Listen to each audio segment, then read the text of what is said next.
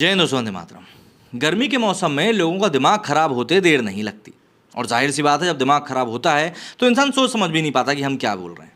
कुछ ऐसा ही इस समय विदेश मंत्री पाकिस्तान के बिलावल भुट्टो के साथ भी हो रहा है, जो कि सोच समझ नहीं पा रहे हैं कि मुझे क्या बोलना है और क्या नहीं बोलना। जो बिलावल भुट्टो भी कुछ दिनों पहले तक भारत की बुराई कर रहे थे, अब वो कहीं ना कहीं अपनी टोन में थोड़ा सा सॉफ्टनेस लाते हुए दिखाई दे रहे हैं। क्या कुछ हुआ है, किस तरीके से बिलावल भुट्टो ने एक बार फिर से पलटी मारी है, इसी बारे में बात करने वाले हैं हम लोग आज के इस वीडियो में। देखिए, पाकिस्तान दरअसल जिस कंडीशन में है, उसके पास कहने सुनने के लिए ज़्यादा कुछ है नहीं, तो ऐसे में उनका मनोरंजन चलता है सिर्फ और सिर्फ भारत के बारे में बात करके। अब वहीं पाकिस्तान के विदेश मंत्री बिलावल भुट्टो जरदारी इस महीने की शुरुआत में शंघाई सहयोग संगठन मतलब कि एससीओ के विदेश मंत्रियों की बैठक में भाग लेने के लिए भारत आए थे।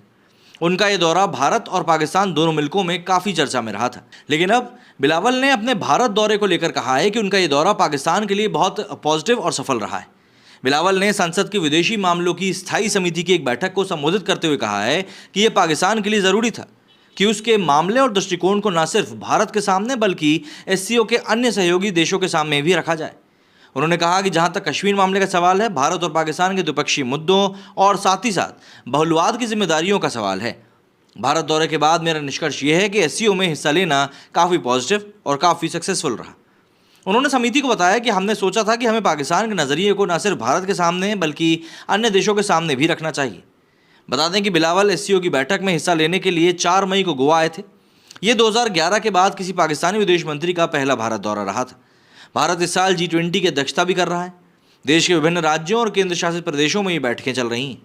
इन शहरों में श्रीनगर को भी चुना गया था। इस बैठक को लेकर पाकिस्तान पूरी तरीके से तिलमिला गया था और बिलावल भुट्टो बिलबिला गए थे।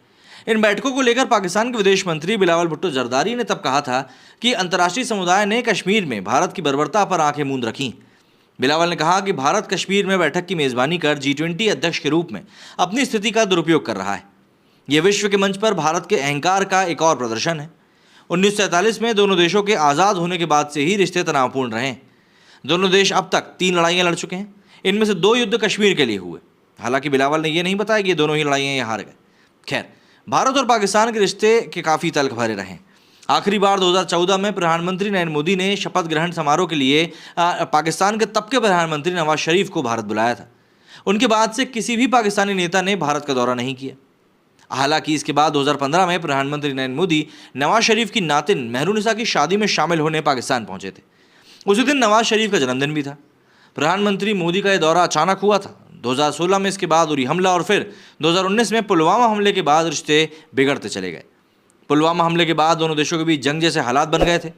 अमेरिका के पूर्व विदेश मंत्री माइक पोम्पियो ने दावा किया है कि इस हमले के बाद भारत और पाकिस्तान परमाणु युद्ध के सीधे सीधे तौर पर करीब आ चुके थे।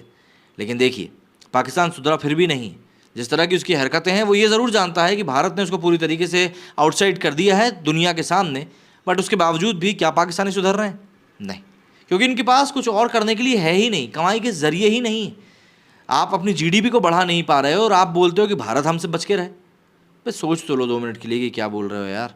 बलूचिस्तान तुमसे संभल नहीं रहा है, तालिबानियों ने तुम्हारी नाक में दम करके रखा है, चीनी तुम्हारा साथ छोड़ रहे हैं, अमेरिका तुम्हारी तरफ देख नहीं रहा है, रूस को तुमसे कोई मतलब नहीं है, यूक्रेन को तुम हथियार सप्लाई कर रहे हो। भाई कहीं के तो रहो, मतलब कहीं के भी कोई भी तुम्हारे साथ खड़ा ही नहीं है आज की तारीख में। मेरे सुनी फिलहाल इतना ही। जय हिंद, जय भारत।